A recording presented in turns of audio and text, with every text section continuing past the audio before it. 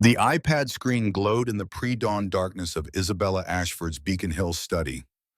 Her finger hovered over the submit button of the Heartbridge Connections questionnaire, every blank field on the form screaming its accusation. Height preference, empty. Income requirements, empty. Shared interests, empty. The cursor blinked in the only filled box available Saturday, June 15th, 3:00 p.m. to midnight.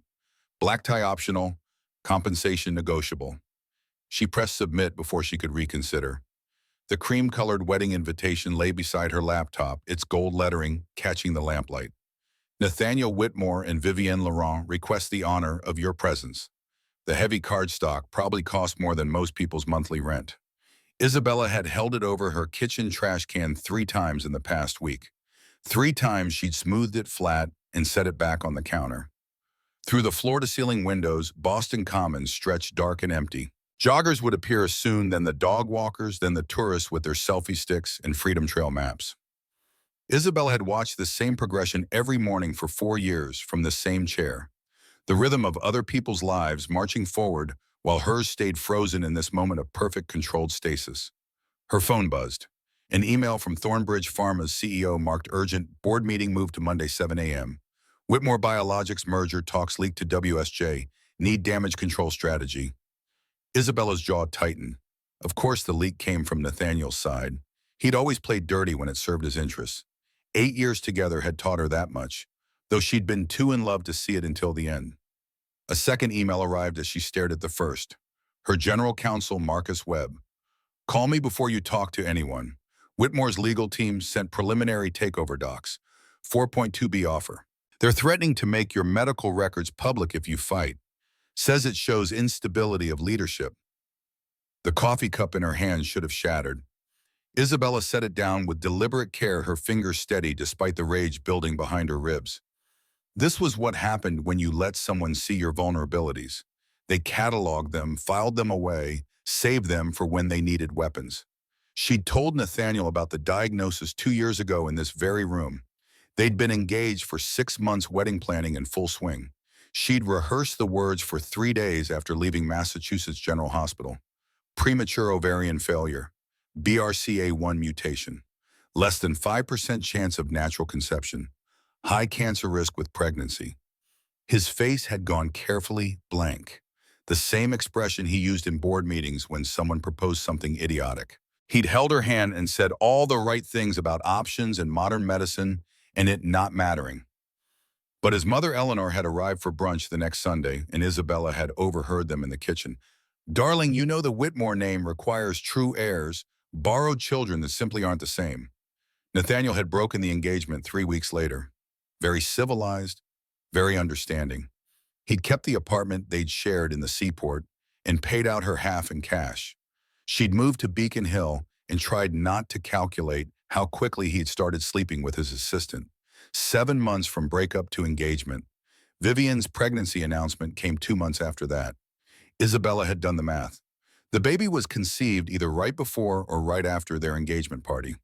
Her phone rang. The screen showed Nathaniel's name, and for a moment Isabella considered throwing the device out the window. Instead, she answered on the 4th ring. Isabella.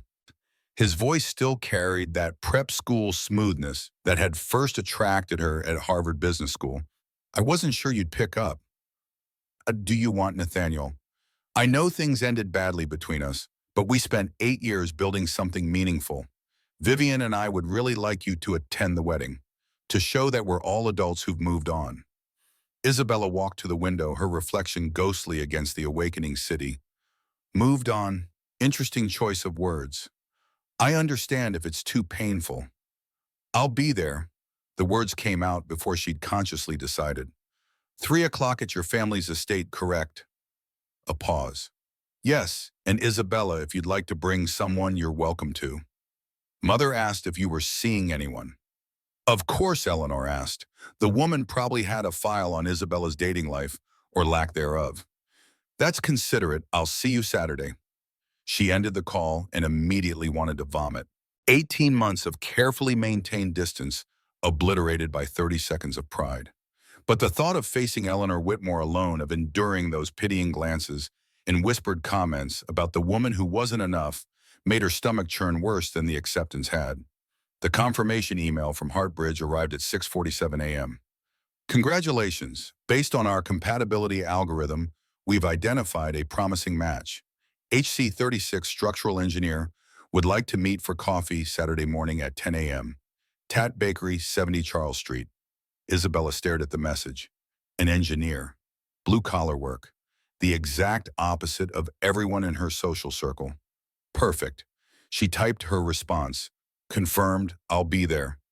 Then she showered dressed in a Celine suit that cost more than most people's monthly salary and headed to the office. The merger wouldn't sabotage itself. Across the city in Somerville, Harrison Cole stood on the skeletal 40th floor of what would eventually be Cambridge's newest luxury residential tower. Wind whipped through the exposed steel framework carrying the scent of welding torch smoke and concrete dust. Below, the Charles River snaked through the cityscape, MIT's dome gleaming in the morning sun. Boss, the columns on the east side are off by 3 inches. Miguel Santos, the site foreman, shouted over the noise of hydraulic lifts and power tools. Inspector's gonna flag it. Harrison pulled out his tablet, calling up the structural drawings.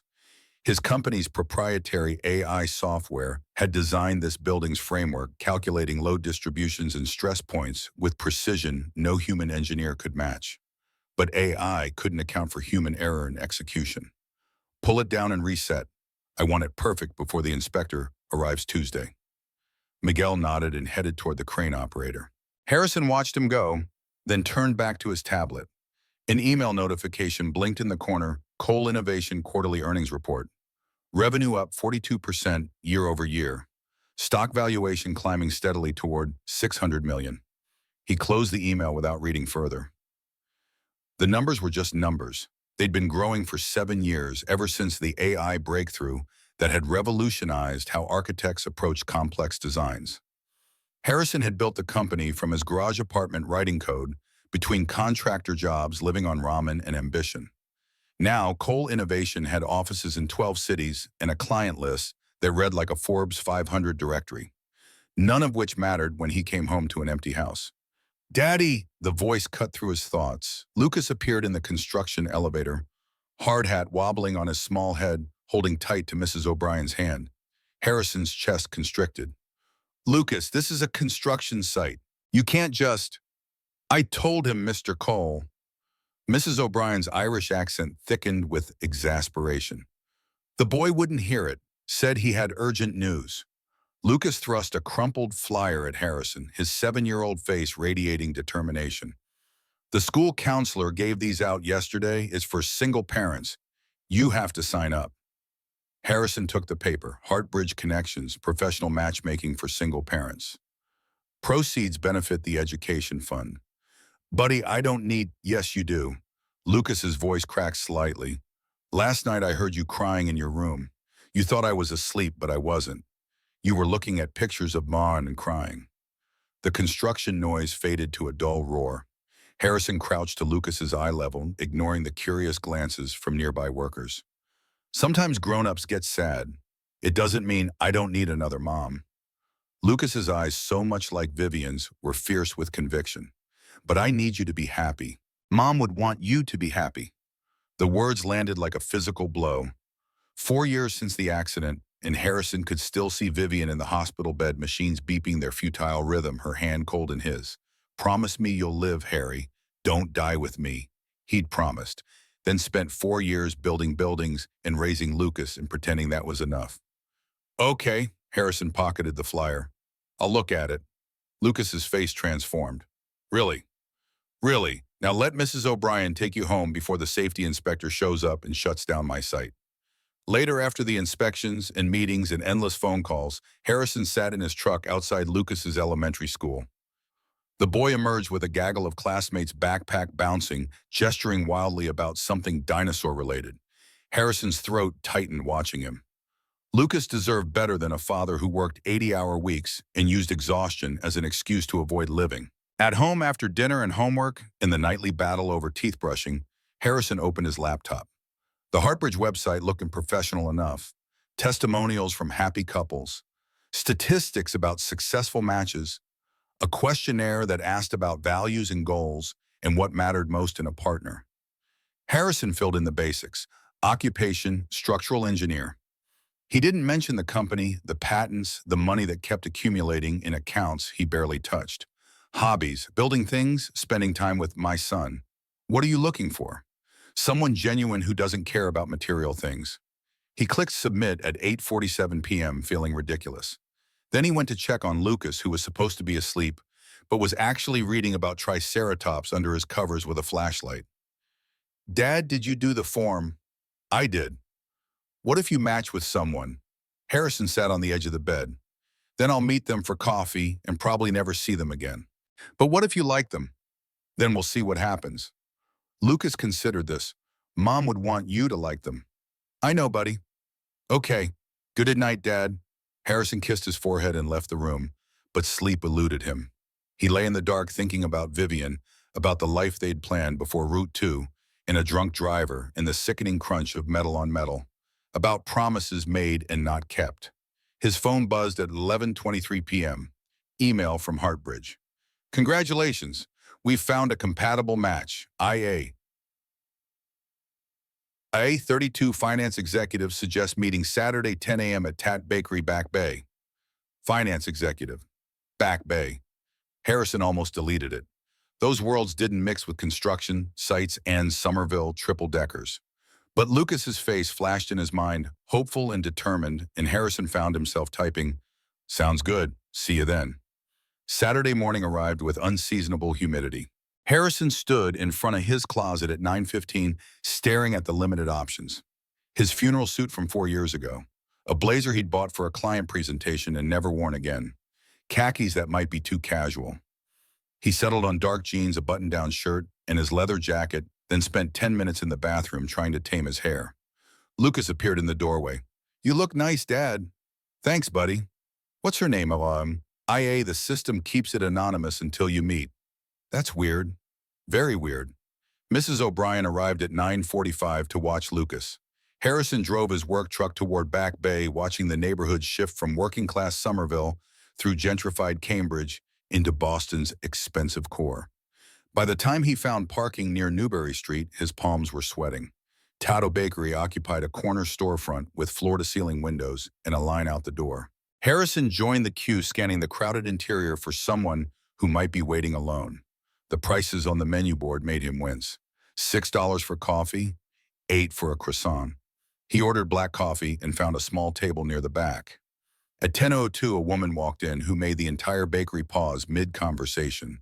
She wore a camel-colored coat that probably cost more than Harrison's truck payment, dark jeans that fit like they'd been tailored, and sunglasses that hid half her face. Her hair fell in a dark curtain past her shoulders, and she moved with the unconscious confidence of someone accustomed to people making way. She scanned the room, and Harrison knew with absolute certainty that this was IA. He also knew this was a terrible mistake. He stood anyway. "Isabella Ashford." She went very still behind those sunglasses. "Your HC. Harrison Cole." He gestured to the chair across from him. "Would you like to sit?" She sat without removing her coat or sunglasses, posture rigid. Up close, Harrison could see the tension in her jaw, the white-knuckle grip on her handbag. This woman was wound tighter than the cables on a suspension bridge. "So," Isabella's voice carried Boston Brahmin, breeding all those dropped R's and elongated vowels. "What do you do, Mr. Cole?" "Structural engineer. I work in construction." "I see." Two words packed with disappointment she tried to hide. "There may have been an algorithmic error. You think an engineer isn't good enough to share coffee with a CFO?" The words came out sharper than Harrison intended, but her dismissive tone grated. "It's not about good enough." Isabella's fingers drummed once against her bag. "It's about compatibility. Our worlds don't align." Harrison stood. "You're absolutely right. I don't usually spend $6 on coffee. Have a good morning, Ms. Ashford." He made it 3 steps toward the door before she called out, "Mr. Cole, wait." He turned. She'd removed the sunglasses, and her eyes were the pale blue of winter ice, beautiful and utterly cold. "I need your help." The admission seemed to physically pain her. "Not a date, a business transaction." "What kind of transaction?" "I need you to pretend to be my boyfriend. 9 hours. This afternoon through midnight. I'll pay $10,000. Harrison stared. You're serious. Completely. Isabella stood, drawing herself to full height. Even in flats, she nearly matched his eye level. My ex-fiancé is getting married today at 3. He asked me to attend, to prove we've both moved on like mature adults. But I can't walk into that wedding alone because then everyone will know the truth. What truth? That I'm the woman who wasn't good enough. Isabella's voice dropped to something raw and real. That I can't have children because my ovaries failed at 30 and I carry a gene mutation that makes pregnancy dangerous even if I could conceive. That Nathaniel Whitmore's family deemed me genetically defective and he chose their approval over me. That I'm a failure wearing designer clothes to hide the cracks. The pain in those words made Harrison's chest ache. He recognized it, the grief of losing futures you'd planned for the rage at bodies that betrayed you. He'd felt both watching Vivian die despite every medical intervention money could buy.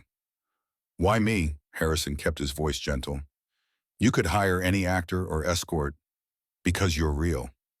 Isabella's hands trembled slightly. Because you don't belong to their world.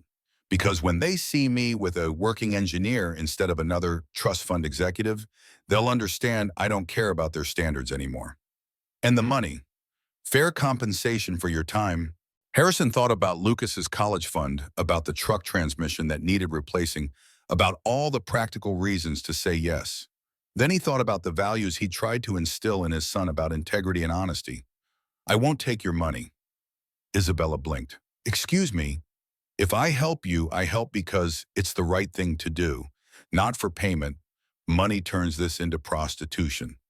I'm not for sale, Ms. Ashford. Something shifted in her expression, a hairline crack in that icy facade. Then why would you agree? Because my son taught me that good people help others, and because I know what it's like to be judged for things beyond your control. Isabella studied him for a long moment. You're serious? Completely. We'd need a story, how we met, how long we've been together. She pulled out her phone. We should coordinate details. Sit. Harrison gestured to the table. Let's do this properly. And they spent the next hour constructing a plausible narrative. Harrison's company had done structural work on a Thornbridge Pharma facility renovation in Kendall Square. Isabella had been overseeing the project. They'd connected during site inspections, bonding over shared perfectionism and attention to detail. 8 weeks of dating, kept private because both valued their professional reputations. They'll ask about your wife.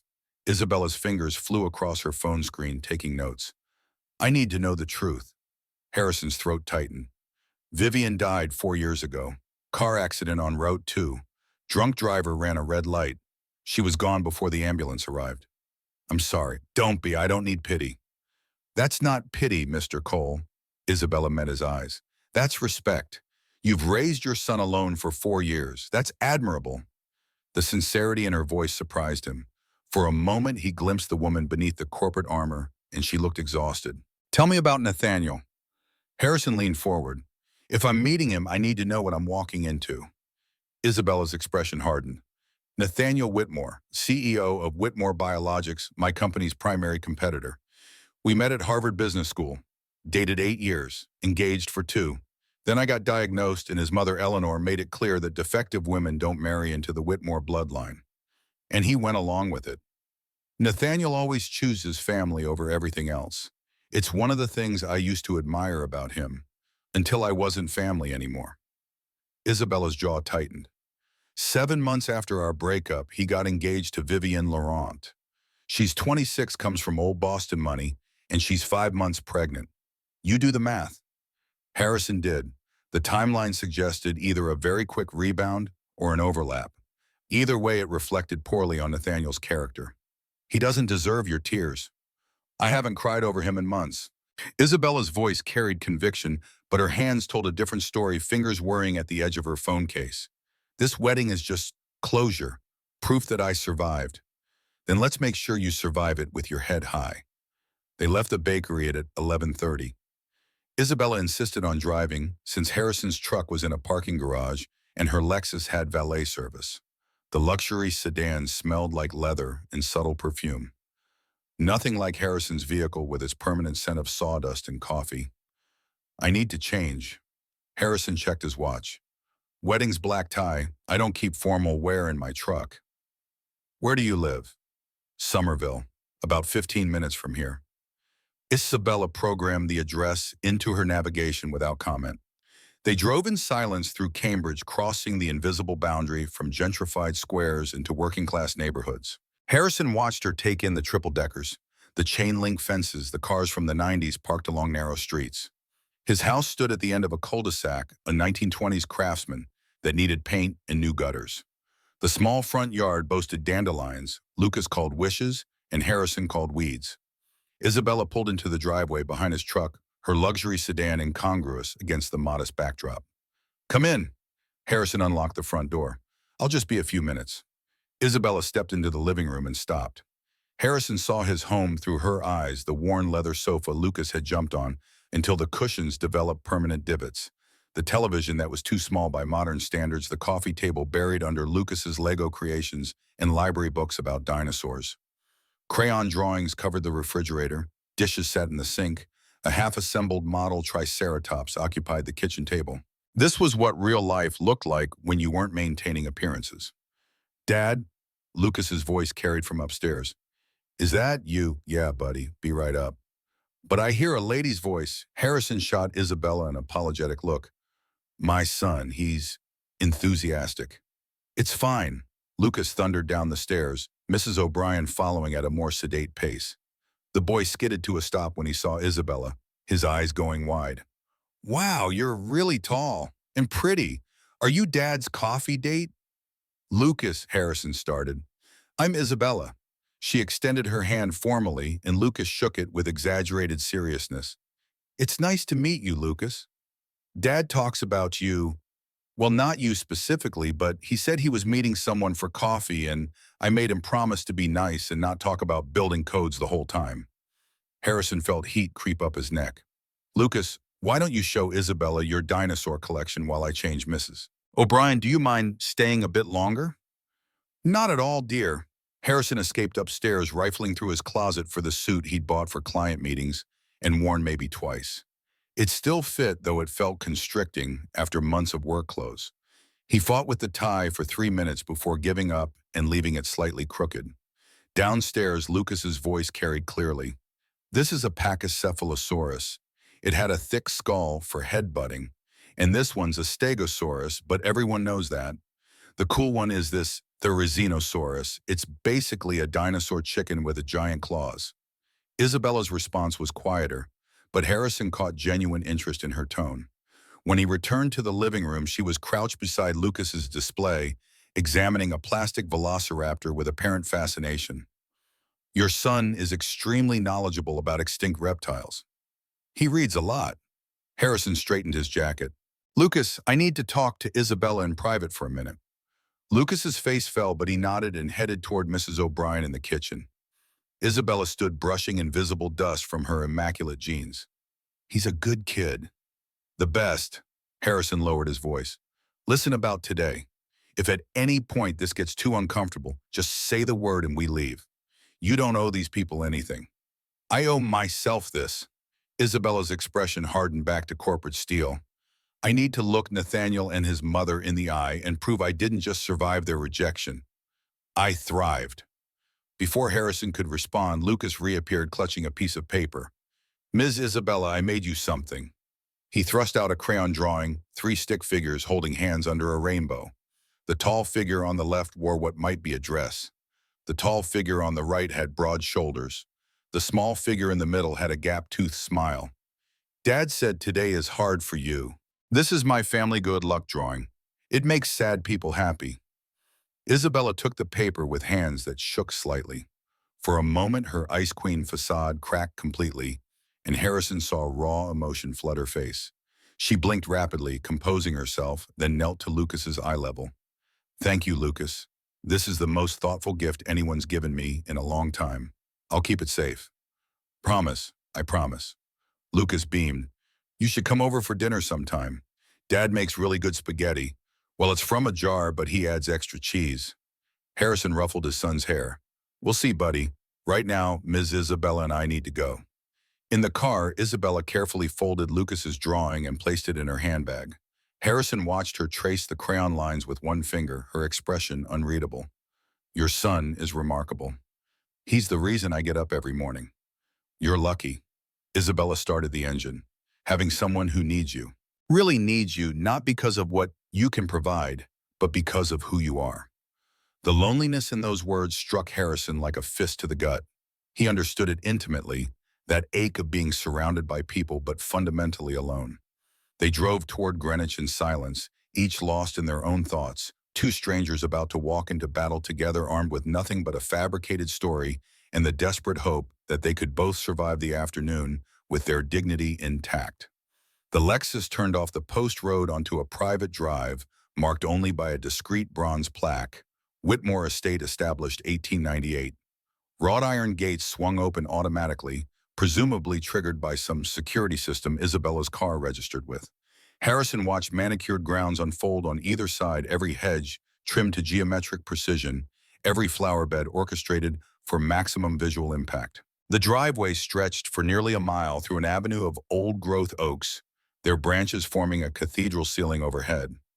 At the end, the house rose like something from a period drama, Georgian colonial architecture, in honey-colored stone, 3 stories of symmetrical windows, white columns flanking an entrance that could accommodate a small bus. Harrison counted at least 20 chimneys. Home sweet home, the words came out before he could stop them. Isabella's knuckles whitened on the steering wheel. I spent 6 Thanksgivings here. Eleanor always seated me at the far end of the table, near the kitchen, where the help could reach me easily. The circular drive already held over 50 vehicles. Harrison cataloged them automatically: 3 Bentleys, a Rolls-Royce Phantom, enough Mercedes S-Classes and BMW 7 Series to stock a luxury dealership, a fleet of Teslas clustered near what looked like charging stations. The least expensive car in the lot probably cost $80,000. Isabella's Lexus at around $70,000 suddenly seemed pedestrian. A valet in white gloves and a black vest approached the driver's side. His eyes swept from Isabella to Harrison, lingering on Harrison's off-the-rack suit with barely concealed disdain. Ms. Ashford, the valet's tone carried recognition. Welcome back, and you are her boyfriend. Harrison stepped out before the kid could open his door. Harrison Cole. The valet's expression flickered to something between surprise and amusement. Of course, sir. We'll take good care of your vehicle. Isabella handed over the keys without comment, but Harrison caught the tightness around her mouth. This was already going poorly, and they hadn't made it past the parking area. Breathe. Harrison offered his arm as they walked toward the entrance. We're here for 9 hours. You've survived worse. Have I? Isabella's voice barely carried. I'm not sure anymore. The front doors stood open, revealing a marble-floored entrance hall that belonged in a museum. A sweeping staircase curved upward beneath a crystal chandelier the size of Harrison's truck. Oil paintings in gilded frames lined the walls, probably ancestors glaring down at the assembled guests with colonial disapproval. Waiters circulated with champagne flutes on silver trays. The guests themselves presented like a catalog of New England's moneyed class. Harrison recognized the uniformed men in suits that fit too perfectly to be anything but bespoke women in dresses that probably cost more than his monthly mortgage. Jewelry glinted at throats and wrists. Conversations floated in carefully modulated tones, everyone performing the elaborate dance of high society small talk. Every head turned when Isabella entered. The whispers started immediately spreading through the crowd like ripples across water. Harrison caught fragments as they moved deeper into the hall. Is that Isabella Ashford? I heard she moved to New York. Who's that with her? Certainly not from our circle. Look at his suit. Brooks Brothers, maybe 5 years old at least. How desperate must she be? Isabella's spine straightened incrementally with each comment. Harrison felt her arm tense beneath his hand, every muscle coiled tight. He leaned close enough that his breath stirred her hair. Let them talk. Their opinions are worth exactly nothing. Easy for you to say. You don't have to work with these people. A woman in her early 40s detached from a nearby group, approaching with a smile that didn't reach her eyes. Everything about her screamed old money: the understated elegance of her navy dress, the single strand of pearls that probably cost 6 figures, the way she moved through space as though it naturally belonged to her. Isabella, what a lovely surprise. And the woman air kissed near Isabella's cheek without actually making contact. I wasn't certain you'd have the courage to attend. Victoria, Isabella's voice could have frozen nitrogen. You're looking well. Is Richard here, or is he working another weekend? Victoria's smile tightened. Richard Ashcroft, if Harrison remembered the society pages correctly, had recently been passed over for managing partner at his law firm. The slight landed precisely where Isabella aimed it. He's speaking with the groom. Victoria's attention shifted to Harrison, assessing him like a contractor evaluating a questionable building foundation. And you are her Anishai Harrison Cole. He extended his hand, gripping firmly when she offered hers with limp disinterest. Isabella's boyfriend. How interesting. What do you do, Mr. Cole? Structural engineering. I design and oversee construction projects. Oh, Victoria's tone managed to pack entire volumes into that single syllable. How practical. Like a contractor. More specialized than that, but yes, I work with my hands when necessary. How refreshing. Victoria's smile sharpened, so different from Isabella's usual type. Nathaniel was always so refined, Harvard Business School, you know, but I suppose there's something to be said for rustic charm. Harrison felt Isabella's arm tremor beneath his hand. He knew that feeling, the rage of being patronized by people who assumed their bank accounts made them superior. He'd experienced it at client meetings where executives dismissed his input until they learned who owned Cole Innovation. There's something to be said for building things that last. Harrison kept his tone conversational. Foundations matter more than facades. Though I understand not everyone appreciates the distinction. Victoria blinked, parsing whether she'd just been insulted. Before she could respond, a familiar voice cut through the ambient chatter. Isabella. Nathaniel Whitmore materialized from the crowd like a ghost from Isabella's past. Harrison recognized him from the society pages and business journals, late 30s, conventionally handsome in that prep school way, dark hair expertly styled, wearing a custom Tom Ford tuxedo that probably cost more than Harrison's entire wardrobe. His smile carried the easy confidence of someone who'd never questioned his place in the world. That confidence faltered slightly when he registered Harrison's presence. Nathaniel, Isabella's voice stayed level. Congratulations. Your home looks beautiful. Thank you, and this is... Nathaniel extended his hand toward Harrison, the gesture automatic but his eyes calculating. Harrison Cole. Their handshake became a brief test of wills, each man's grip firm without crossing into aggression. I appreciate you including me in your invitation. Of course. Nathaniel's attention stayed locked on Harrison for a beat too long before returning to Isabella. Isabella, I'm glad you came. I wasn't sure after everything. We're adults, Nathaniel. We can be civilized. Indeed. Nathaniel's gaze drifted back to Harrison. What brings you to Boston, Mr. Cole? I live here, born and raised in Somerville. Something flickered across Nathaniel's face. Somerville meant working class, meant triple-deckers, and public schools meant everything his world wasn't. And what do you do? Structural engineering for construction projects. Fascinating. Nathaniel's tone suggested it was anything but. Must be rewarding work, very hands-on. It is. I get to build things that actually matter.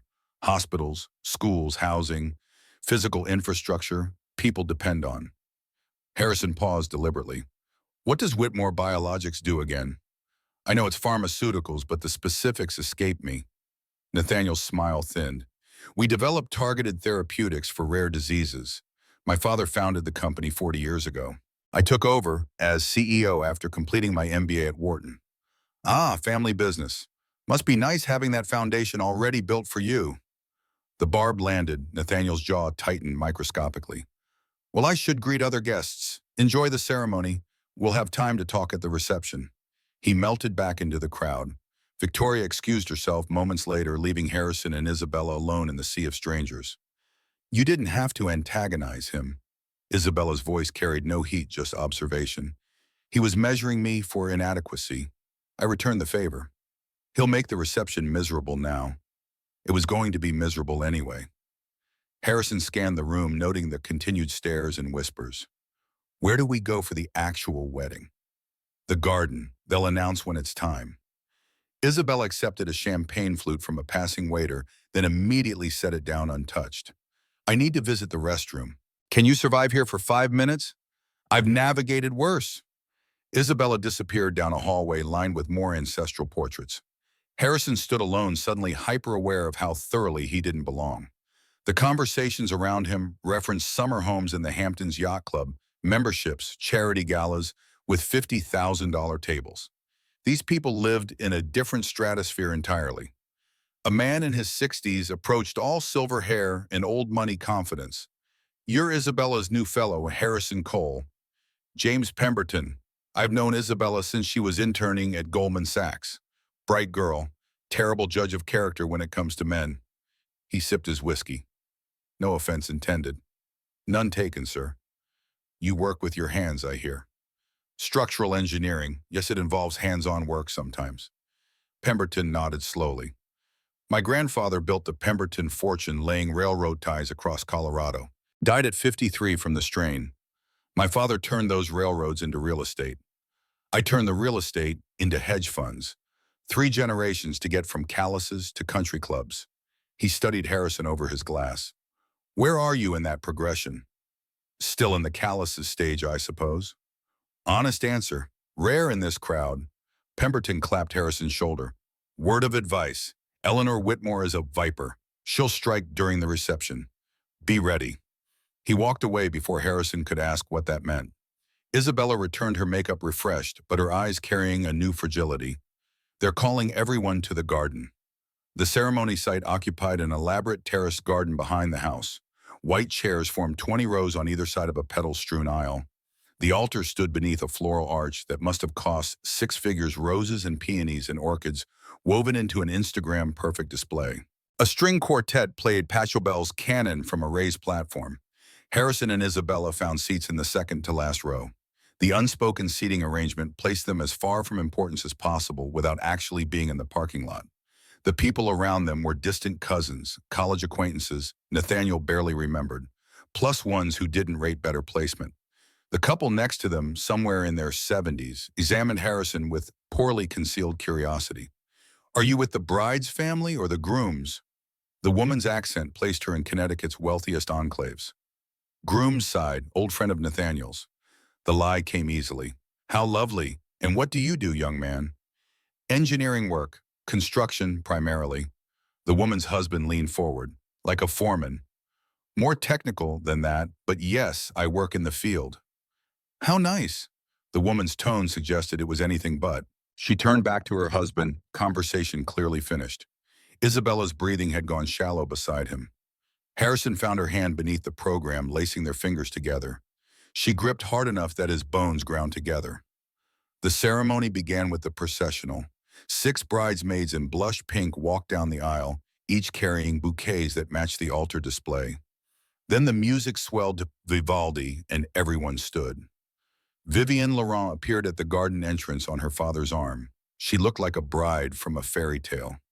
The Vera Wang gown probably cost more than Harrison's annual property taxes, all delicate lace and strategic ruching. Her veil floated on the June breeze. Her blonde hair had been styled into soft waves. Her smile radiated genuine joy. And beneath the expertly designed dress, her pregnancy showed clearly. 5 months along, Nathaniel had said. The timeline still didn't add up unless the engagement happened after conception. Harrison felt Isabella stop breathing entirely. Her hand crushed his, but she sat motionless as Vivienne passed their row close enough to touch. The younger woman's perfume carried notes of jasmine and orange blossom, expensive and cloying. At the altar, Nathaniel's expression transformed into something approaching wonder. He took Vivienne's hands while the officiant droned through opening remarks about love and commitment and building futures together. The vows came next. Harrison wanted to cover Isabella's ears. Nathaniel's voice carried across the garden, clear and confident. "Vivienne, from the moment we connected, I knew we were building something exceptional. You understand what family means. You share my vision of legacy, of creating something that outlasts us. I promise to build a future with you, to give you the family you deserve, to honor the traditions that bind us together." Every word carved into Isabella like acid. Her breathing had gone ragged, barely controlled. Harrison kept his grip steady on her hand, an anchor in the storm. Vivienne's turn. Her voice wavered with emotion. "Nathaniel, you've given me everything I ever dreamed of.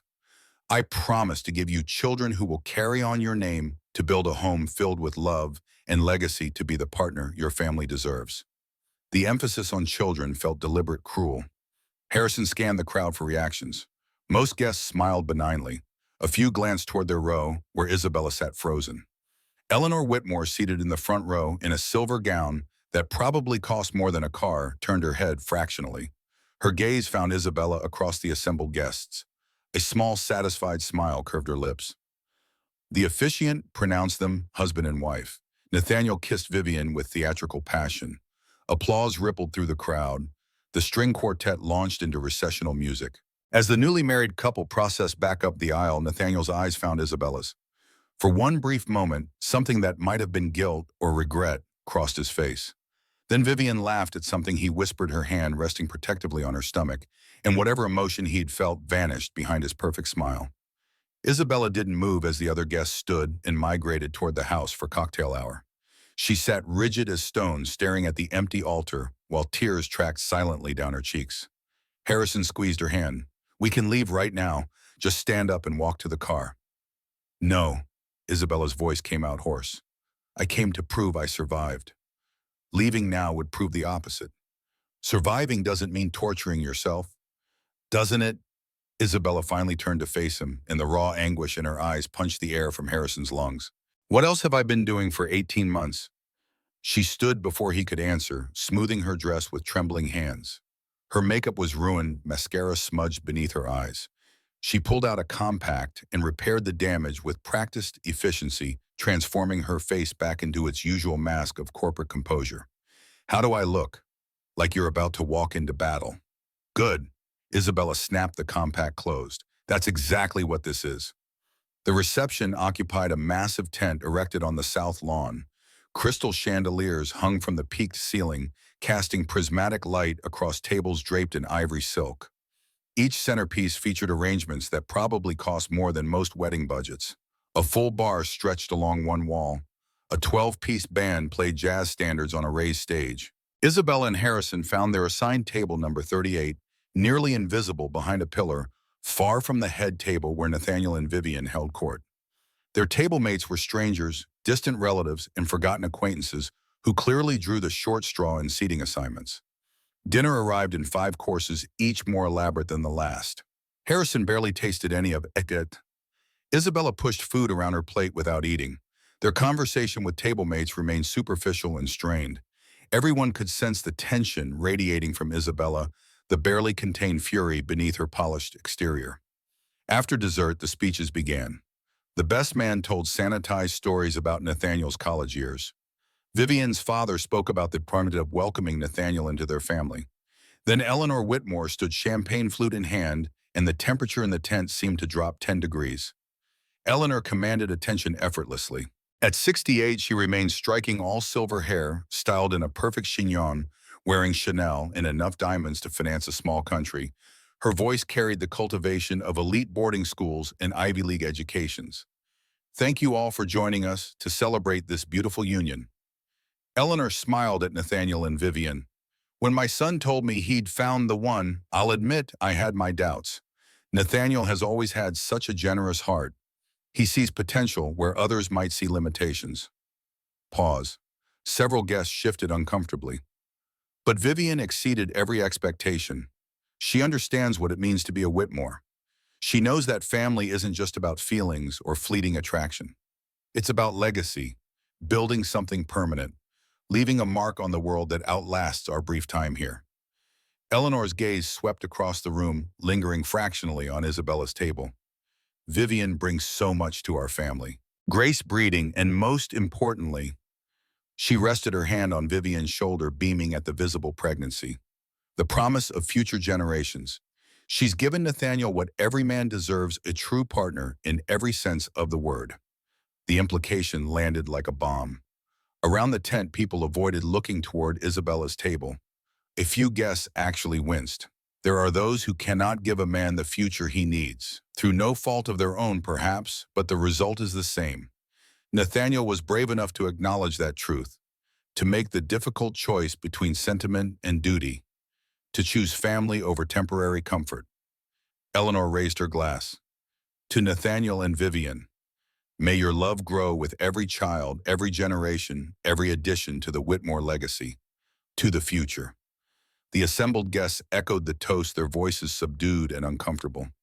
Isabella sat motionless, her face drained of color. Harrison watched her hands shake as she set down her untouched champagne flute. Something snapped inside him. Harrison stood abruptly, his chair scraping against the floor. 300 heads swiveled toward him. Eleanor's expression flickered to irritation at the interruption. "I'd like to say something if I may." Harrison's voice carried across the suddenly silent tent. "Since we're sharing toasts and observations about what makes a partnership worthwhile." Nathaniel half rose from his seat. "I don't think. I'm Harrison Cole. I don't run a pharmaceutical company or manage family trusts. I'm a structural engineer. I work with steel and concrete building things designed to last generations." He paused, letting that sink in. "And in my profession, we have a saying, poor quality steel will fail under pressure no matter how much gold paint you apply." Whispers rippled through the crowd. Eleanor's face hardened. "Today, I've seen a lot of impressive things. This estate, the cars in the driveway, the flowers that cost more than most people's monthly salary. Beautiful facades, all of it. But I've also watched something ugly. I've watched people who claim to value family publicly humiliate a woman who spent 8 years building a life with your son." Harrison gestured toward Eleanor. "You talk about legacy and bloodlines like we're breeding horses. You measure human worth by reproductive capacity. You treat kindness and compassion as weaknesses. And you do it all while congratulating yourselves on your sophistication and refinement." The tent had gone deathly quiet. "In my world, we build things to withstand earthquakes and hurricanes. We test materials under stress. We measure integrity, not just appearance. And what I've seen here today wouldn't pass even the most basic inspection."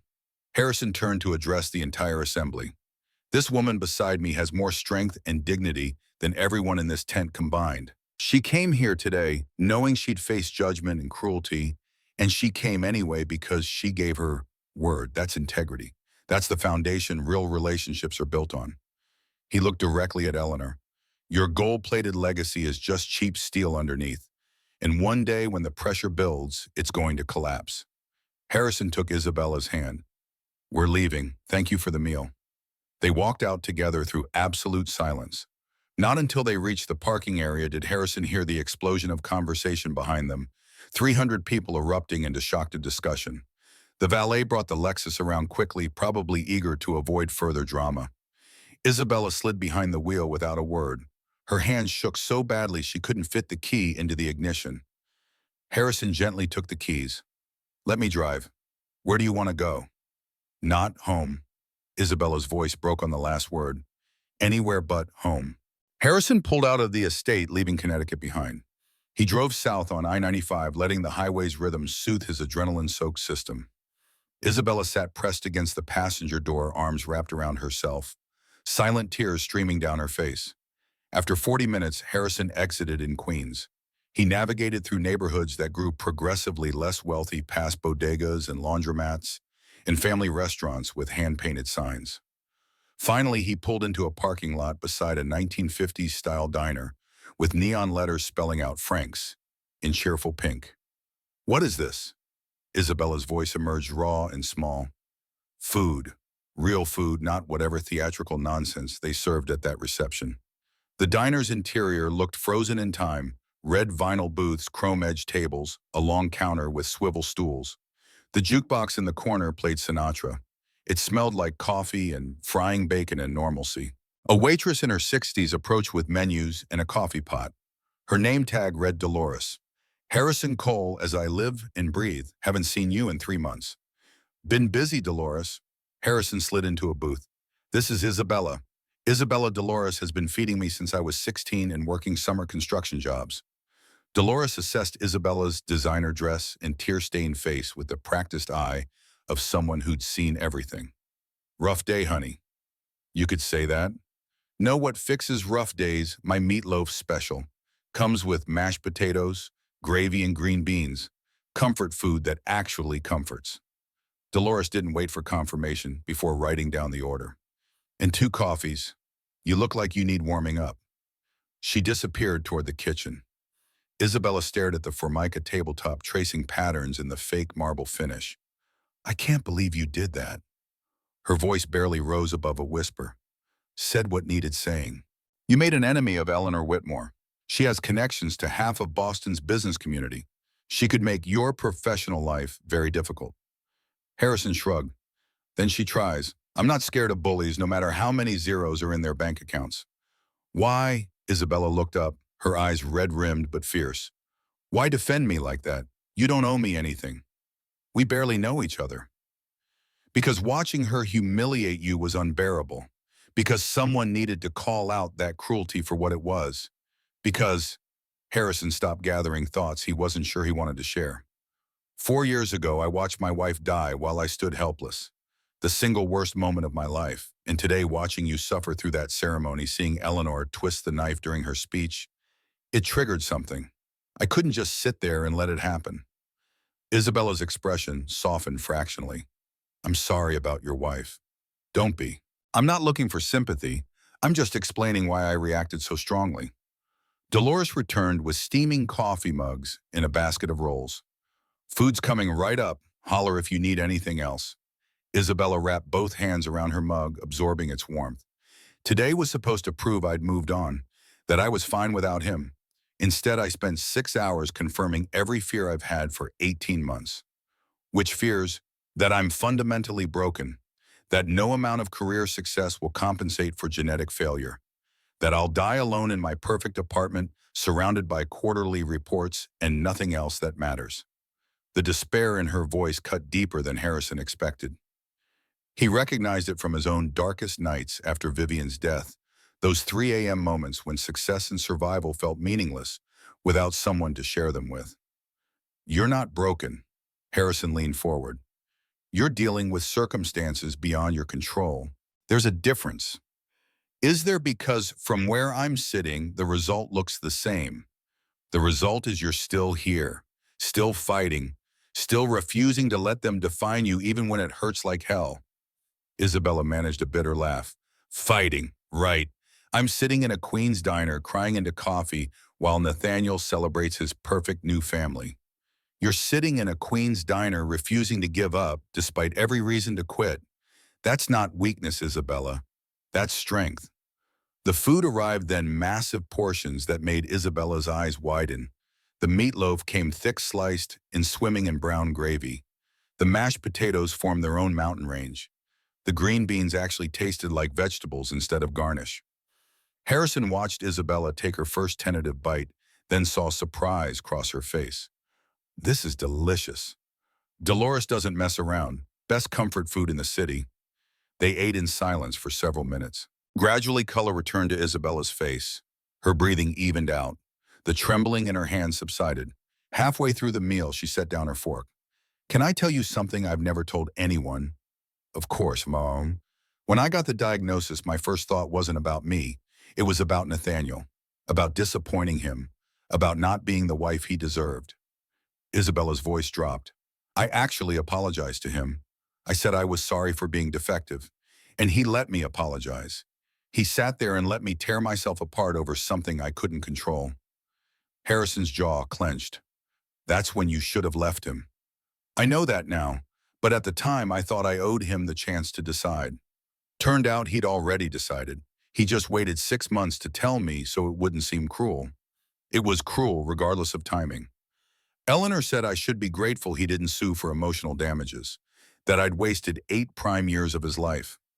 Harrison slammed his coffee mug down hard enough to slosh liquid onto the table. That woman is poison. That woman represents everything I spent my 20s trying to become. Polished, connected, powerful, and she looked at me like I was garbage because my ovaries failed.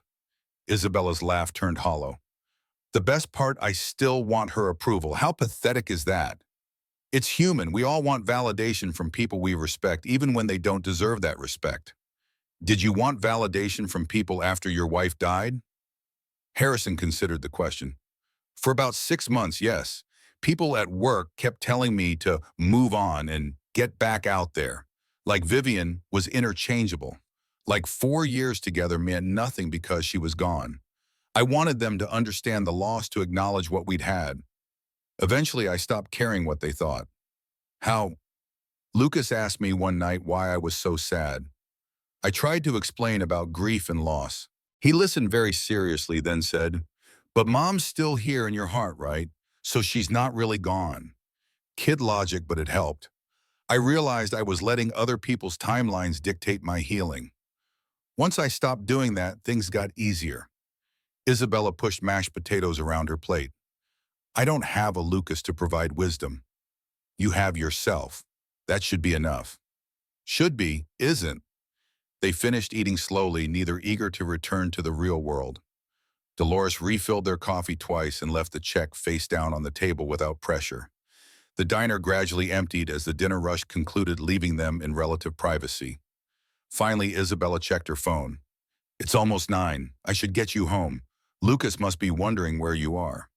"He's with Mrs. O'Brien. She'll keep him entertained."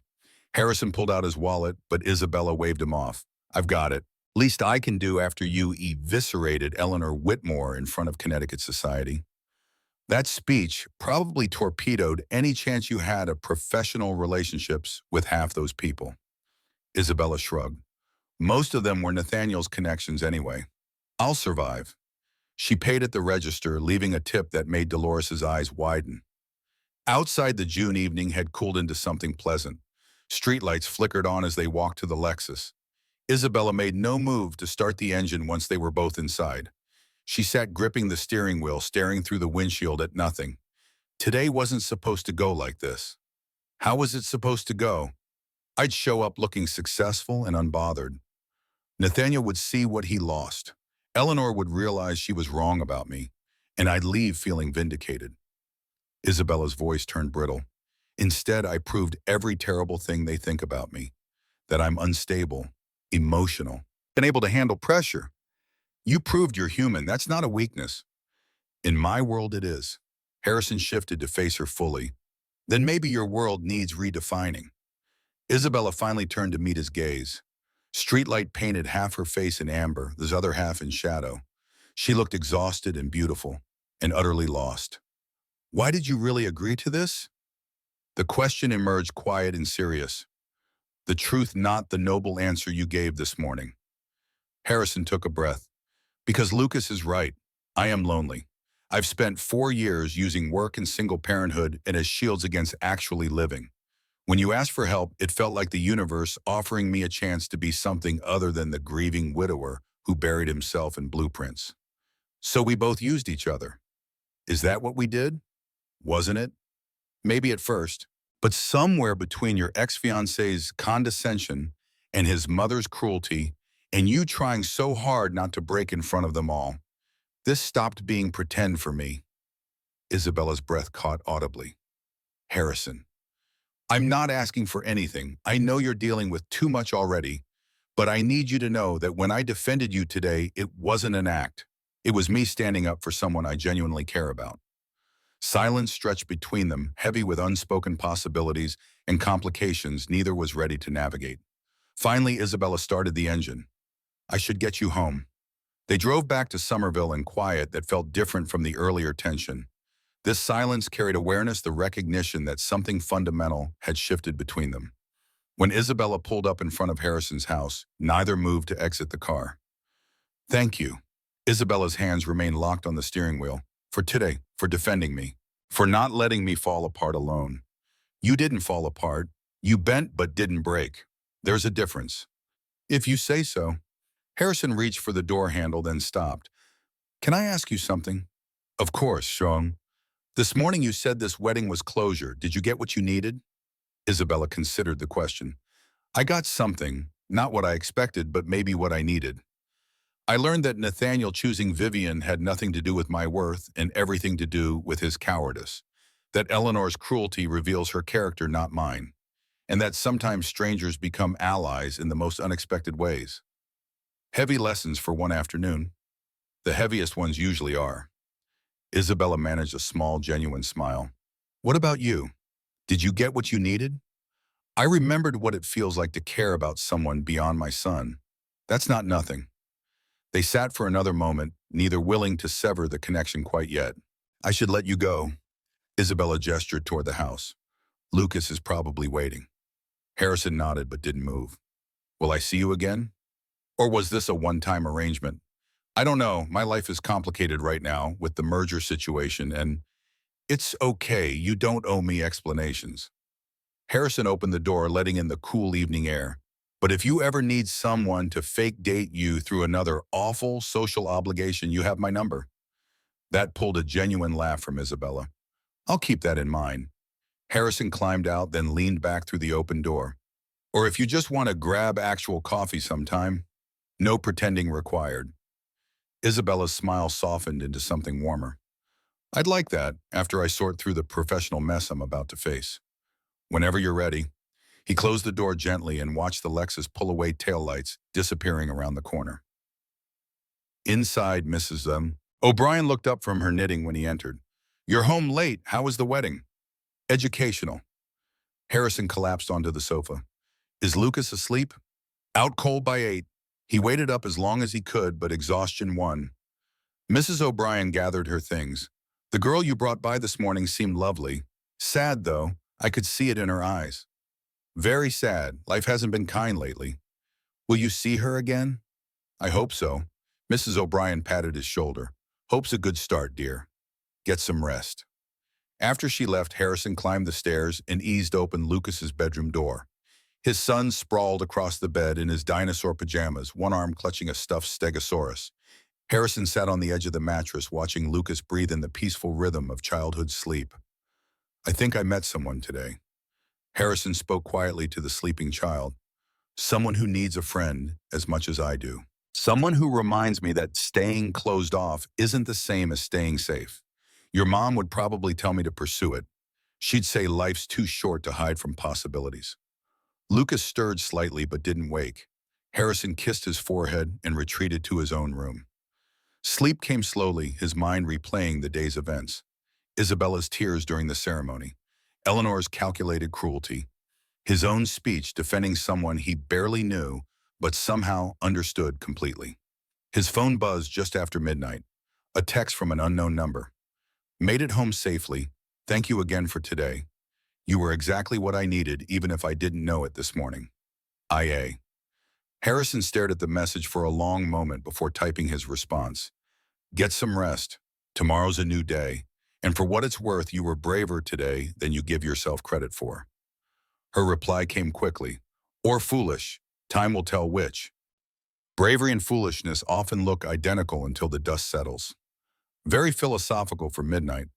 Construction workers are deep thinkers. It's the early mornings. This time her response included a smile emoji, the first hint of lightness he'd seen from her all day. Good night, Harrison. Thank you for making an unbearable day slightly more bearable. Anytime. Sleep well, Isabella. Harrison set the phone aside and stared at the ceiling, aware that something significant had begun today. What shape it would take remained uncertain, but the possibility itself felt like waking from a long hibernation. Across the city in her Beacon Hill apartment, Isabella sat on her pristine white sofa, still wearing her dress from the wedding. Lucas's crayon drawing spread on the coffee table before her. 3 stick figures holding hands under a rainbow. She traced the child's hopeful lines with one finger, tears sliding silently down her face. But this time they weren't tears of grief or shame. They were tears of something closer to hope, fragile and terrifying and refusing to be extinguished no matter how hard the day had tried. Monday morning arrived with brutal efficiency. Isabella's phone began vibrating at 5:47 a.m. with a cascade of notifications that didn't stop.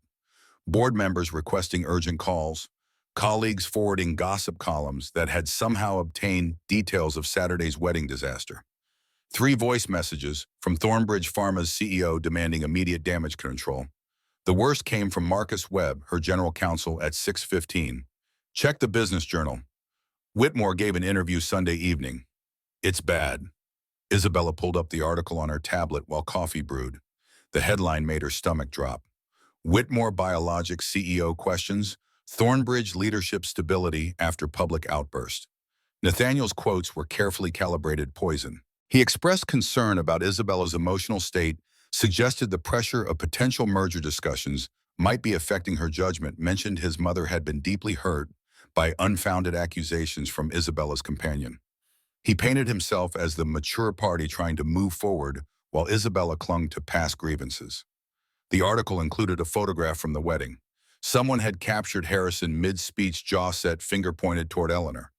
Isabella sat frozen beside him, mascara streaked and obviously distressed. The caption read, "Ashford's date confronts wedding guests in bizarre tirade." Isabella set down the tablet before she threw it through her window. Her phone rang. The CEO's name flashed across the screen and Isabella briefly considered not answering. Professional survival instincts won out. "Robert, I saw the article." Robert Thornton's voice carried the clipped tension of someone containing fury. "My office, 7:30. Don't be late." The line went dead. Isabella showered mechanically, dressed in her most severe Armani suit-like armor, and drove to Thornbridge's Cambridge headquarters on autopilot. Her mind raced through defense strategies, explanations that wouldn't make everything worse, contingency plans for unemployment. Robert's corner office overlooked the Charles River, floor-to-ceiling glass that normally showcased Boston's skyline in all its glory. This morning, clouds turned everything gray and oppressive. Robert stood at the window, 60 years old, and radiating the kind of controlled anger that preceded corporate executions. "Sit." Isabella sat. Robert turned, holding a printed copy of the Business Journal article. "Explain this to me. Explain why my CFO is making headlines for disrupting a society wedding with her construction worker boyfriend. He's a structural engineer, not a construction worker. I don't care if he's the Pope. I care that Nathaniel Whitmore is using this incident to undermine our position in merger negotiations. Our stock dropped 2 points this morning on speculation about leadership instability." Isabella's hands clenched in her lap. "Nathaniel leaked details to damage me professionally.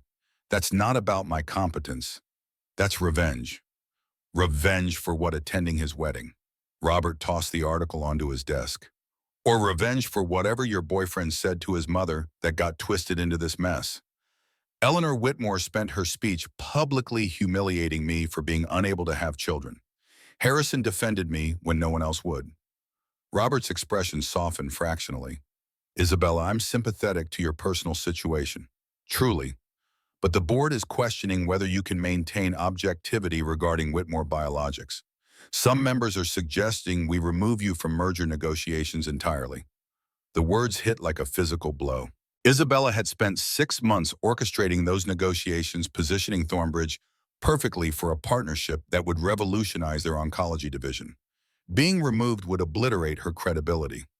I've never let personal feelings compromise my judgment.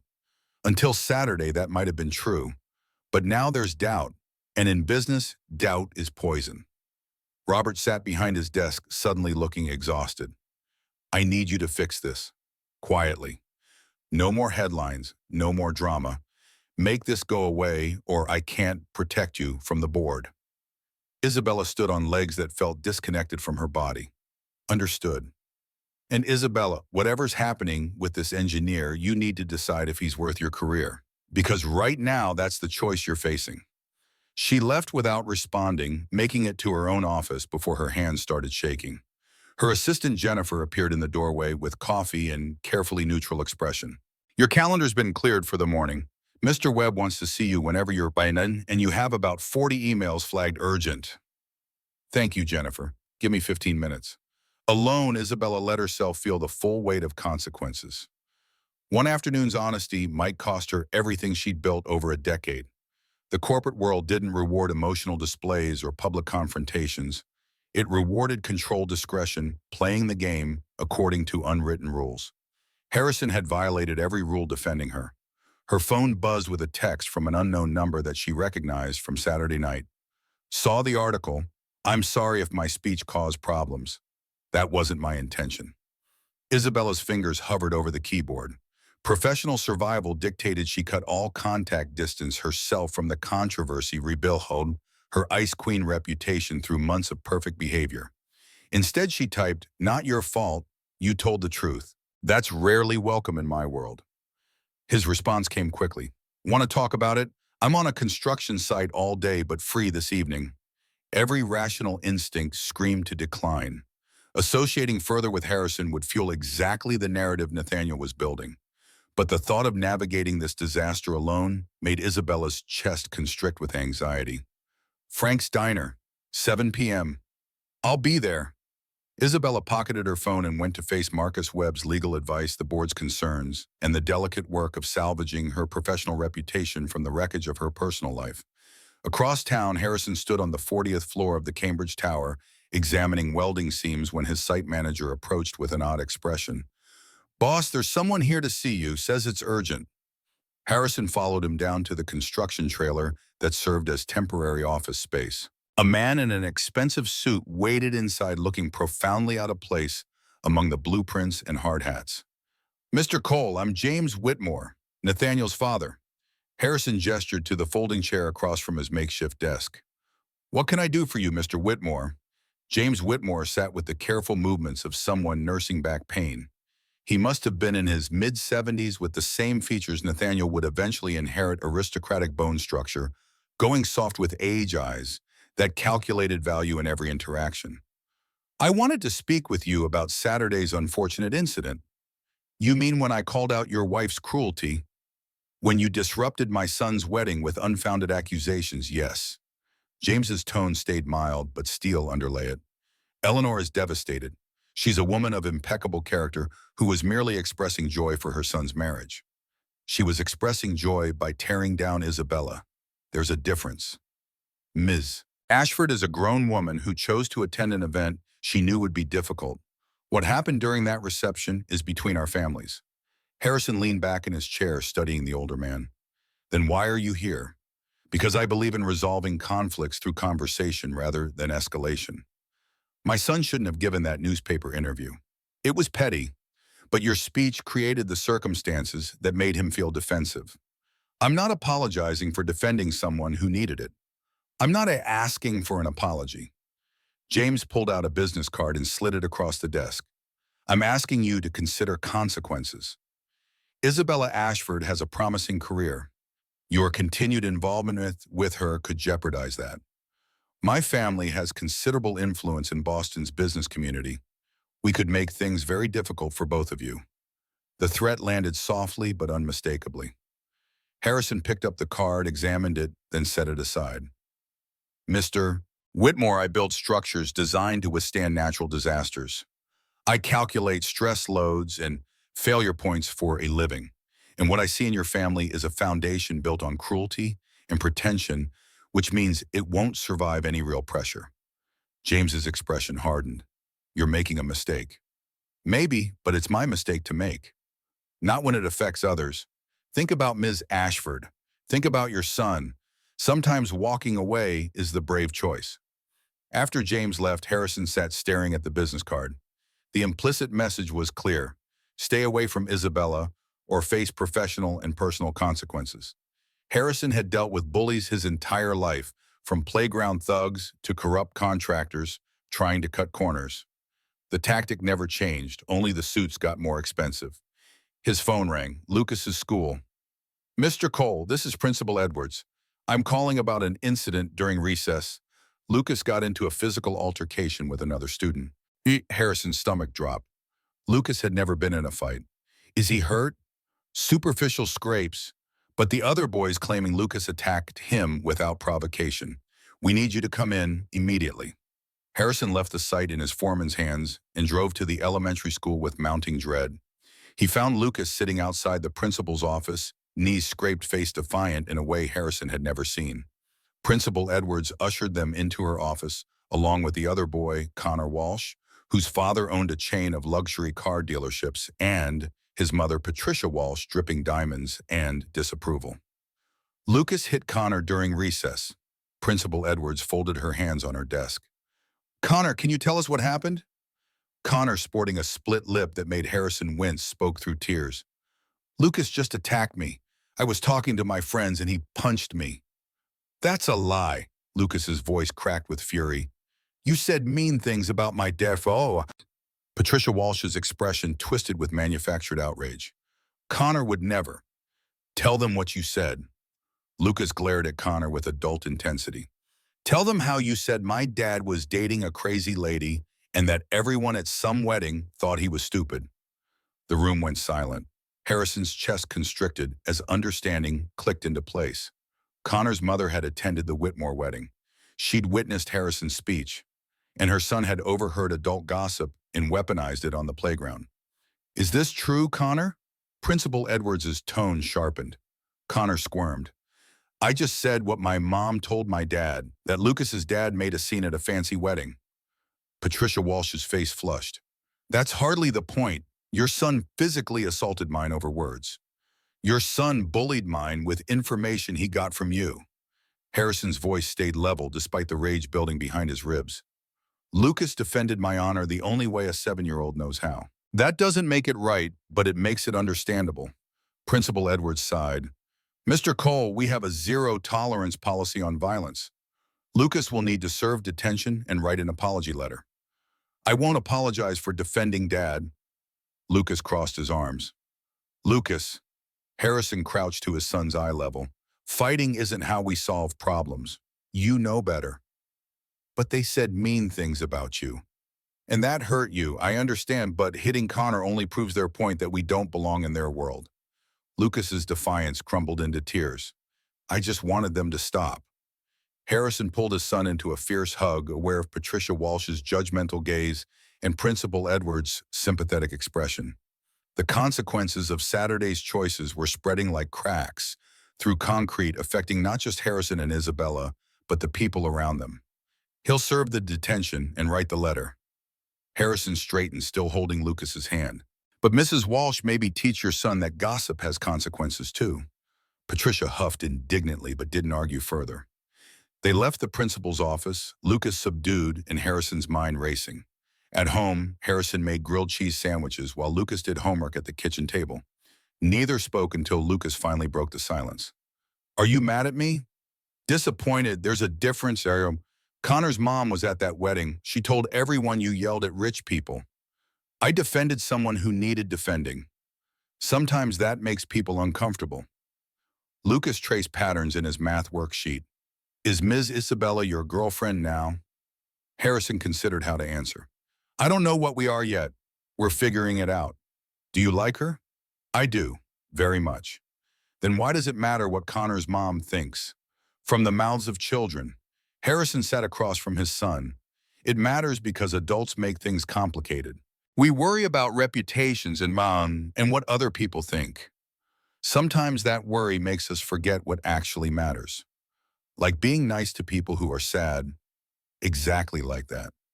Lucas nodded, apparently satisfied with this answer. "I still think Connor's a jerk." "You're not wrong, but we don't hit jerks. We prove them wrong by being better." Later, after Lucas was asleep, Harrison drove to Frank's diner nursing coffee while he waited for Isabella. She arrived 20 minutes late, looking simultaneously exhausted and wired her usual polish, showing cracks around the edges. "Sorry, conference call ran long." Isabella slid into the booth across from him. "Damage control takes time." "How bad is it?" "My CEO suggested I choose between you and my career." Isabella's laugh came out hollow. "The board wants me removed from merger negotiations. Nathaniel's playing victim to anyone who'll listen. And I spent 6 hours today explaining why my personal life doesn't compromise my professional judgment." Guilt twisted Harrison's gut. "This is my fault. I should have stayed quiet." "No," Isabella's tone sharpened. "You did what I needed when I needed it. The consequences are mine to manage." Dolores appeared with coffee and menus, her weathered face creasing with concern when she registered Isabella's distress. "Rough day, honey." "Rough week, and it's only Monday." "Know what helps my pot roast? Been cooking since dawn. Melts in your mouth." Isabella managed a weak smile. "That sounds perfect." After Dolores left, Harrison recounted James Whitmore's visit and Lucas's playground fight. Isabella listened without interrupting her expression, growing progressively grimmer. "They're threatening your son now. This is escalating beyond anything I anticipated." "Lucas defended me. That's not on you." "It absolutely is on me. I dragged you into my mess. Now the Whitmores are targeting everyone connected to Saturday's disaster." Harrison reached across the table, covering her hand with his. "Isabella, listen to me carefully. I don't regret what I did. I won't apologize for it. And I definitely won't let the Whitmores bully me into abandoning you when things get difficult. Why not? Frustration edged her voice. We barely know each other. One fake date doesn't obligate you to sacrifice your career and subject your son to gossip. It's not about obligation. It's about Harrison stopped gathering courage for honesty he hadn't planned. 4 years ago, Vivian made me promise I'd live again. Really live, not just go through motions. I've broken that promise every day since she died. Until Saturday when I met someone who reminded me what it feels like to care about another person's pain more than my own comfort. Isabella's breath caught audibly. Harrison, I'm not asking for commitment or definitions or anything you're not ready to give. But I'm also not walking away because the Whitmores prefer their victims quiet and compliant. Tears welled in Isabella's eyes, but she blinked them back with visible effort. You should walk away. I'm a liability wrapped in designer clothing. My life is imploding in slow motion. Getting close to me right now is professional suicide. Or it's the smartest decision I've made in 4 years. How can you possibly think that because for the first time since Vivian died, I'm choosing something for myself instead of just surviving for Lucas's sake? That's worth the risk. The food arrived, giving Isabella time to compose herself. They ate in silence that felt different from previous meals, weighted with admissions neither knew how to process. Halfway through, Isabella's phone buzzed with an email notification. She glanced at the screen, then went absolutely still. What is it? Nathaniel just filed preliminary paperwork for hostile takeover of Thornbridge. Her voice emerged flat with shock. He's offering $4.3 billion, 8% above market value. The board will have to seriously consider it. Can he actually do that? With enough backing, yes. And the Whitmores have connections to every major investor on the East Coast. Isabella set down her fork, appetite clearly vanished. He's destroying my company because I had the audacity to show up at his wedding with a date who wouldn't be silenced. That's insane. That's business. Personal and professional are never actually separate, no matter how much we pretend otherwise. Harrison's mind raced through possibilities. What if you had leverage, something that would make a hostile takeover too risky? Like what the Whitmores are untouchable. Nobody's untouchable. Everyone has vulnerabilities if you know where to look. Isabella studied him across the table. You sound like you have experience with this. I've dealt with my share of bullies trying to muscle into my projects. Sometimes you fight them directly. Sometimes you find their weak spots and apply pressure until they back off. Nathaniel's weak spot is his ego, but I don't know how to exploit that without making everything worse. Then maybe we need to think differently. What does he want most? Isabella considered the question. Control, legacy, his mother's approval, in that order. And what threatens those things? Public failure, anything that damages the Whitmore name or questions his competence. Harrison leaned forward. Then that's your leverage. Find something that forces him to choose between attacking you and protecting his reputation. You're suggesting I blackmail him. I'm suggesting you play the same game he's playing, just smarter. Isabella's expression shifted from defeated to calculating. I'd need information. Evidence of something compromising.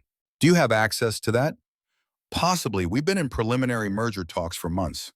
Our due diligence uncovered some questionable accounting practices at Whitmore Biologics. Nothing illegal, but ethically gray. If that became public during a hostile takeover attempt, it would make investors nervous, question his judgment, and give the board reason to refuse his offer. Isabella pulled out her phone, fingers flying across the screen. I need to make some calls. Now it's almost 9. Marcus Webb doesn't sleep. Neither do I when my entire career is at stake. She stepped outside to make her calls, leaving Harrison alone with cold pot roast and swirling thoughts. This was the world Isabella navigated, daily high-stakes chess where every move carried consequences and mercy was weakness.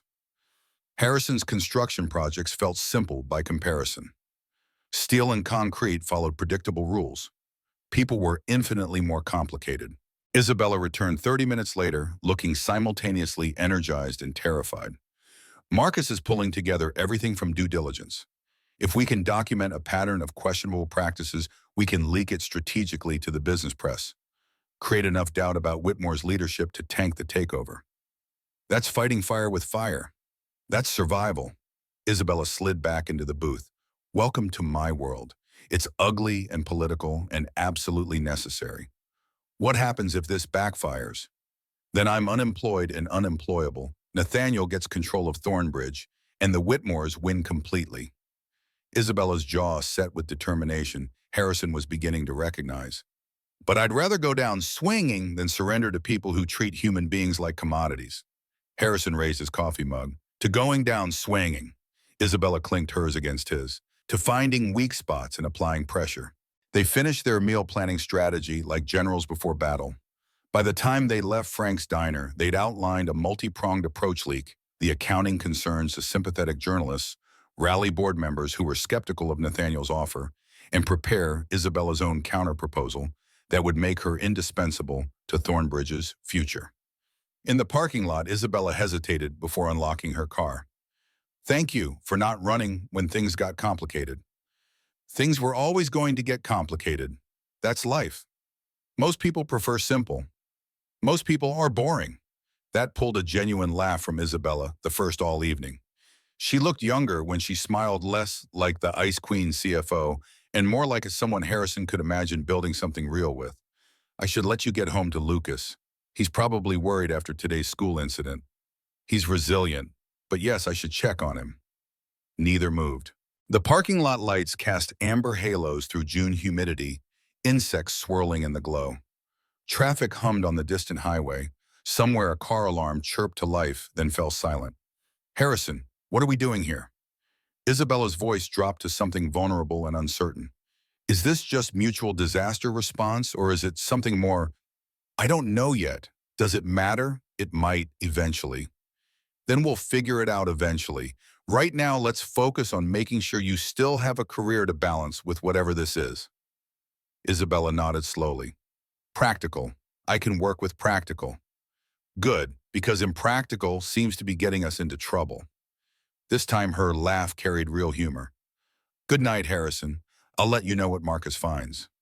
Good night, Isabella. And for what it's worth, I'm glad you dragged me into your mess. Even if it means playground fights and career threats. Even then. She drove away, taillights disappearing into Boston traffic. Harrison sat in his truck for several minutes processing the evening's revelations. Somewhere in the span of 72 hours, a fake arrangement had transformed into something with genuine stakes. He was involved now, invested in Isabella's battle, not from obligation, but from caring that existed independent of their original agreement. The realization should have terrified him. Instead, it felt like coming back to life after years of numbness. At home, Harrison checked on Lucas and found him still awake reading about Ankylosaurus by flashlight under his covers. Can't sleep, buddy. Lucas set down the book. Is Miss Isabella okay? You looked worried when you left. She's dealing with some difficult work stuff, but she's tough. She'll figure it out. Because of what you said at the wedding. Harrison sat on the edge of the bed, partly, but mostly because some people don't like it when others stand up to them. Like Connor's mom. Exactly like Connor's mom. Lucas considered this seriously. Are you going to keep seeing Ms. Isabella, even though it causes problems? I think so. Is that okay with you? Does she make you happy? She makes me feel something other than mad or tired. That's close to happy. Lucas nodded his 7-year-old approval. Then you should keep seeing her. Mom would want you to be happy. Those simple words delivered with such certainty made Harrison's throat tighten. You're a wise kid, you know that. I read a lot. Books make you smart. They absolutely do. Now get some actual sleep before I have to explain to Mrs. Edwards why you're falling asleep in class. Lucas giggled and burrowed under his blankets. Harrison turned off the flashlight and retreated to his own room, but sleep proved elusive. His mind churned through strategies and consequences, wondering how deep into Isabella's world he was willing to venture. The answer, he realized somewhere around 2 a.m. was as deep as necessary. Not because he owed her anything, but because walking away would mean retreating back into the safe numbness that had defined his life since Vivian's death. For better or worse, Harrison Cole was choosing to feel again. And that choice, terrifying and exhilarating in equal measure, Felt like the first genuinely honest thing he'd done in 4 years. Over the following week, events accelerated with corporate brutality. Marcus Webb's team compiled a devastating dossier on Whitmore Biologics' accounting practices, aggressive revenue recognition, questionable clinical trial data, presentation, offshore subsidiaries that existed primarily for tax avoidance. Nothing explicitly illegal, but collectively painting a picture of a company playing fast and loose with regulations. Isabella leaked select portions to the Wall Street Journal and Bloomberg through carefully cultivated journalist contacts. The articles dropped Thursday morning like precision-guided missiles. Whitmore Biologics faces questions over accounting transparency. Hostile takeover bid complicated by target companies' due diligence findings. Nathaniel's response came within hours of a press conference denying any wrongdoing, attacking Isabella's credibility, questioning whether Thornbridge's CFO was mentally stable enough to lead a major pharmaceutical company. The gloves were completely off now. Friday afternoon, Isabella's phone rang with a number she recognized immediately, Eleanor Whitmore. "Ms. Ashford, this has gone far enough." Isabella put the call on speaker alone in her office with the door locked. "I agree. Perhaps Nathaniel should withdraw his hostile takeover offer. My son is attempting a legitimate business transaction. You're sabotaging it with manufactured scandals and personal vendettas.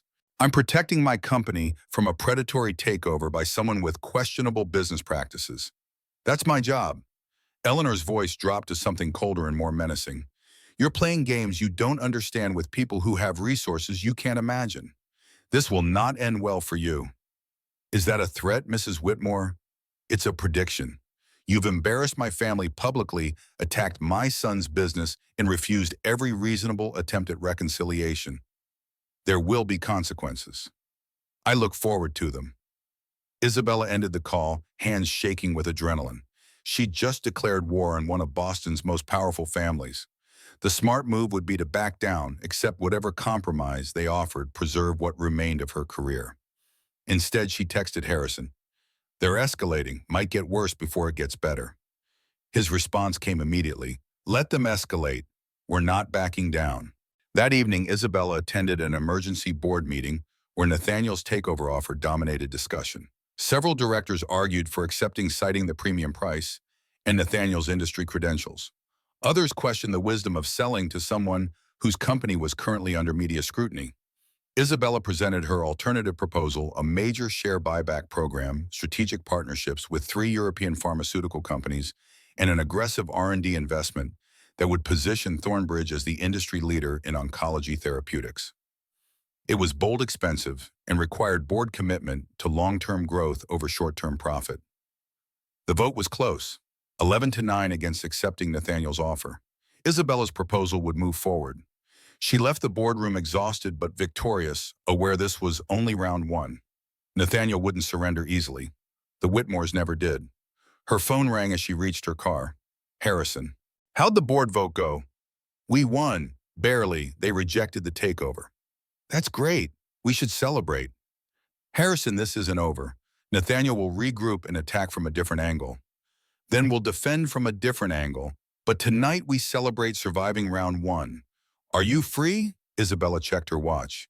8:15 p.m. on a Friday. She should go home, review documents, prepare for the next assault. Instead, she heard herself saying, "Where did you have in mind?" "Lucas is at a sleepover. I was thinking somewhere that serves food and isn't a diner. Maybe that Italian place in the North End." "You're asking me on an actual date." "I'm suggesting we stop pretending this is fake and see what happens when we're honest about it being real." Isabella's heart hammered against her ribs. This was the moment where she could retreat to safe professional distance or step forward into genuine vulnerability. Every instinct screamed to retreat. "Giacomo's. 9 o'clock, I'll meet you there." She heard Harrison smile through the phone. "See you soon." Giacomo's occupied a narrow storefront in Boston's North End, the kind of place tourists walk past, searching for fancier options, while locals lined up around the block. Red checked tablecloths, wine and mismatched glasses, pasta portions that required takeout containers. Isabella arrived first, suddenly nervous in a way board meetings never made her. Harrison appeared 10 minutes later in dark jeans and a button-down that actually fit properly, his hair still damp from a recent shower. He looked less like a construction supervisor and more like someone Isabella could introduce to her world without immediate judgment. Not that she cared about her world's judgment anymore. That was the revelation of the past week, discovering she'd been performing for an audience that never actually valued her. They ordered wine and antipasti, conversation flowing easier than it had any right to, given the chaos surrounding them. Harrison told stories about Lucas's dinosaur obsession and construction mishaps. Isabella shared sanitized versions of boardroom politics and corporate warfare. Somewhere between the pasta course and tiramisu, Harrison reached across the table and took her hand. "I need to tell you something, and I need you to hear me out before you respond." Isabella's stomach fluttered with apprehension. "Okay, I haven't been completely honest with you about what I do, who I am professionally." Confusion replaced apprehension. "You're a structural engineer. You told me that." "I am, but I'm also the CEO of Cole Innovation. We're a technology company specializing in AI-assisted architectural design. We're currently valued at approximately $500 million. The words landed like a detonation. Isabella pulled her hand back, mind racing. "You're a tech CEO, not just an engineer." "Both. I started the company 11 years ago writing software in my garage. We had a breakthrough 7 years back that revolutionized how complex structures are designed. But I still work construction sites because I love the hands-on aspect, and it keeps me grounded." "Why didn't you tell me this at the beginning?" "Because I needed to know you wanted me for me, not my bank account. I've been burned by people who only saw dollar signs. And you seemed so desperate for someone outside your world that I worried the truth would change your perception." Isabella processed this revelation, anger and understanding warring inside her. "So you lied." "I omitted, which isn't much better, I know. But Isabella, everything else was real. My feelings for you, my defense at the wedding, my willingness to fight the Whitmores alongside you. The only thing I hid was net worth. Do you have any idea how this looks? You let me believe you were just some working-class engineer while you're actually wealthier than most of the people at that wedding. I am a working-class engineer. Money doesn't change where I came from or what I value. It changes everything. It means you've been playing a role just like I was. It means neither of us has been completely honest." Harrison's jaw tightened. "You're right. I should have told you sooner. I'm telling you now because this is getting serious, and I won't build something real on deception." Isabella stood abruptly, nearly knocking over her wine glass. "I need air." She walked out of the restaurant into North End streets, crowded with Friday night revelers. Harrison followed, catching up half a block later. "Isabella, please. Let me explain. Explain that you've been lying by omission for 2 weeks, that everything I thought I knew about you is wrong. It's not wrong. The person you know is exactly who I am. The company is just what I built, not who I am." "That's naive. You're wealthy. You could have solved all my Whitmore problems with money and connections if you'd wanted to. Instead, you let me struggle and strategize like we were actually outmatched." "We are outmatched. The Whitmores have generational wealth and social connections my money can't touch. Being rich doesn't make me invincible." Isabella laughed bitterly.